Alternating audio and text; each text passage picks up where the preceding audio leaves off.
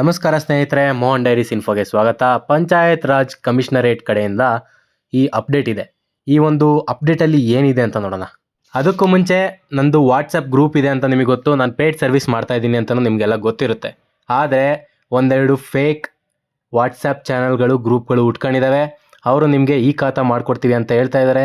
ಅವ್ರನ್ನ ನೀವು ಯಾವ ಒಂದು ಬೇಸ್ ಮೇಲೆ ನಂಬ್ತೀರಾ ಅದನ್ನ ಯೋಚನೆ ಮಾಡಿ. ಯಾಕೆ ಅಂದರೆ ನಂದು ಯೂಟ್ಯೂಬ್ ಚಾನಲ್ ಇದೆ.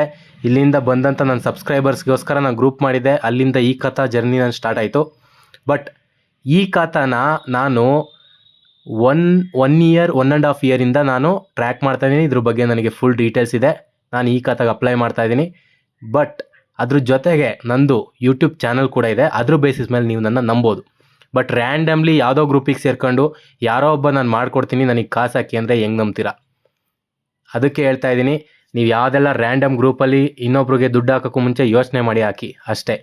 ನೀವು ಯಾರ ಹತ್ರ ಬೇಕಾದರೂ ಖಾತಾ ಮಾಡಿಸ್ಕೊಳ್ಳಿ, ಅದು ನನ್ನ ತಲೆನೋವಲ್ಲ. ಬಟ್ ಆ ಗ್ರೂಪ್ ಅಡ್ಮೈನ್ ಯಾರು ಅಂತ ನೋಡಿ, ನಾನಲ್ಲ. ನನಗೆ ಮೆಸೇಜ್ ಮಾಡಿ ನೀವು ಈ ಗ್ರೂಪ್ ನಿಮ್ದ ಅಂತ ಕೇಳಕ್ಕೆ ಹೋಗ್ಬೇಡಿ. ನನ್ನ ಗ್ರೂಪು ನನ್ನ ವಾಟ್ಸಪ್ ಡಿಸ್ಕ್ರಿಪ್ಷನಲ್ಲಿರುತ್ತೆ. ಮತ್ತು ಆ ಗ್ರೂಪ್ ಅಡ್ಮಿನ್ ನಾನಾಗಿರ್ತೀನಿ. ಅದು ಬಿಟ್ಟು ಇನ್ನೇನು ಆ ಗ್ರೂಪಲ್ಲಿ ನೀವು ಇದನ್ನ ಇಷ್ಟು ಚೆಕ್ ಮಾಡಿದ್ರೆ ನಿಮಗೆ ಗೊತ್ತಾಗುತ್ತೆ ಆ ಗ್ರೂಪ್ ನಂದು ಅಲ್ವಾ ಅಂತ. ಓಕೆ, ವಿಡಿಯೋದಲ್ಲಿ ಮುಂದುವರಿಯೋಣ. ಗ್ರಾಮೀಣ ಅಭಿವೃದ್ಧಿ ಮತ್ತು ಪಂಚಾಯತ್ ರಾಜ್ ಇಲಾಖೆಯಿಂದ ಈ ಸ್ವತ್ತು 2.0 ತಂತ್ರಾಂಶದ ಮೂಲಕ ಗ್ರಾಮೀಣ ಭಾಗದಲ್ಲಿರುವ ಕೃಷಿಯೇತರ ಖಾಲಿ ಜಾಗಗಳಿಗೆ ಮತ್ತು ಕಟ್ಟಡಗಳಿಗೆ ಈ ಖಾತಾ ಒದಗಿಸಲಿದ್ದು, ನಾಗರಿಕರು ಮನೆಯಲ್ಲೇ ಕುಳಿತು ಈ ಸ್ವತ್ತು 2.0 ತಂತ್ರಾಂಶದ ಮೂಲಕ ಅರ್ಜಿ ಸಲ್ಲಿಸಲು ಅವಕಾಶ ಕಲ್ಪಿಸಲಾಗಿದೆ.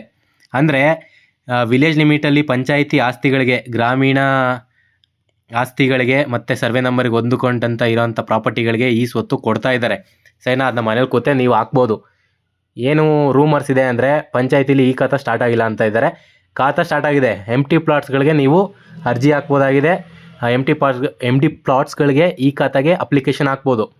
ಆದರೆ ಕಟ್ಟಿರೋಂಥ ಮನೆಗಳಲ್ಲಿ ಬೆಸ್ಕಾಂ ಮೀಟರ್ ಫೆಚ್ ಆಗ್ತಾಯಿಲ್ಲ. ಬೆಸ್ಕಾಂ ಮೀಟರು ಮತ್ತು ವಾಟರ್ ಬಿಲ್ ಫೆಚ್ ಆಗ್ತಾಯಿಲ್ಲ. ಅದೊಂದು ಪ್ರಾಬ್ಲಮ್ ಇದೆ. ಓಕೆನಾ? ಅದನ್ನು ಬಿಟ್ಟರೆ ಖಾಲಿ ಸೈಟ್ಗಳಿಗೆ ನೀವು ಅಪ್ಲಿಕೇಶನ್ ಹಾಕ್ಬೋದು. ಅದು ನಾನು ಪೇಯ್ಡ್ ಸರ್ವಿಸ್ ಮಾಡ್ತಾಯಿದ್ದೀನಿ. WhatsApp channel group link description ಇರುತ್ತೆ, ಅಲ್ಲಿಂದ ನನ್ನ ಕಾಂಟ್ಯಾಕ್ಟ್ ಮಾಡ್ಬೋದು. ನಂದು ಅಡ್ಮಿನ್ ನಾನಾಗಿರ್ತೀನಿ. ಅದಕ್ಕೆ ಹೋಗಿ ಕ್ಲಿಕ್ ಮಾಡೋದ್ರ ಮೂಲಕ ಆ ನಂಬರ್ಗೆ ಪರ್ಸ್ನಲ್ಲಾಗಿ DM ಮಾಡ್ಬೋದು ನೀವು. ಇದರಲ್ಲಿ ಪ್ರಮುಖ ಬದಲಾವಣೆ ಏನು ಅಂದರೆ, ಸಾರ್ವಜನಿಕರು ಮನೆಯಲ್ಲೇ ಕೂತು ಏನು ಅಪ್ಲಿಕೇಶನ್ ಹಾಕ್ಬೋದು. ಈ ಒಂದು ಅಪ್ಲಿಕೇಶನ್ಗೆ ಪಂಚಾಯಿತಿ ಅಧ್ಯಕ್ಷರಿರ್ತಾರಲ್ಲ, ಅವ್ರ ಅಪ್ರೂವಲ್ ಕೊಡ್ಬೋದು. ಅದಲ್ಲದೆ ಗ್ರಾಮ ಪಂಚಾಯಿತಿಲಿ ಎಲ್ಲ ಆಸ್ತಿಗಳಿಗೂ ತೆರಿಗೆಯಿಂದ ಹೊರಗಡೆ ಇರೋವಂಥ ಪ್ರಾಪರ್ಟಿಗಳಿಗೆ ತೆರಿಗೆಗೆ ಒಳಗೆ ತರೋದು ಇದು ಪ್ರಮುಖ ಬದಲಾವಣೆ ಅಂತ ಇವ್ರು ಹೇಳ್ಕೊಂಡಿದ್ದಾರೆ. ಈ ಸ್ವತ್ತು ಪತ್ರನ ನಮೂನಿನ ನೀವು ನಿಗದಿತ ಅವಧಿಲಿ ಪಡ್ಕೋಬೋದಾಗಿದೆ. ಅಂದರೆ 15 ದಿನ ಟೈಮ್ ಕೊಟ್ಟಿದ್ದಾರೆ. 15 ದಿನದೊಳಗಡೆ ನಿಮಗೆ ಖಾತಾ ಬಂದುಬಿಡುತ್ತೆ. ಆಯಿತಾ? ಗ್ರಾಮ ಪಂಚಾಯಿತಿ ಸಾರ್ವಜನಿಕ ಶುಲ್ಕಗಳು ಒಂದು ಪಂಚಾಯಿತಿಯಿಂದ ಇನ್ನೊಂದು ಪಂಚಾಯಿತಿಗೆ ಡಿಫ್ರೆನ್ಸ್ ಇಲ್ಲ. ಅಂದರೆ ಎಲ್ಲ ಪಂಚಾಯಿತಿಗೂ ಒಂದೇ ಶುಲ್ಕ ಬರೋ ಥರ, ಟ್ಯಾಕ್ಸ್ ಬರೋ ಥರ ಇವರು ಈ ಒಂದು ಪ್ರಮುಖ ಚೇಂಜಸ್ನ ಮಾಡಿದ್ದಾರೆ. ಅಂದರೆ ಒಂದು ಪಂಚಾಯಿತಿಲಿ ಒಂದು ತೆರಿಗೆ ಇದ್ದರೆ ಇನ್ನೊಂದರಲ್ಲಿ ಇನ್ನೊಂದಿತ್ತು. ಆ ಥರ ಇಲ್ಲ. ಎಲ್ಲ ಪಂಚಾಯಿತಿಲೂ ಸೇಮ್ ತೆರಿಗೆ.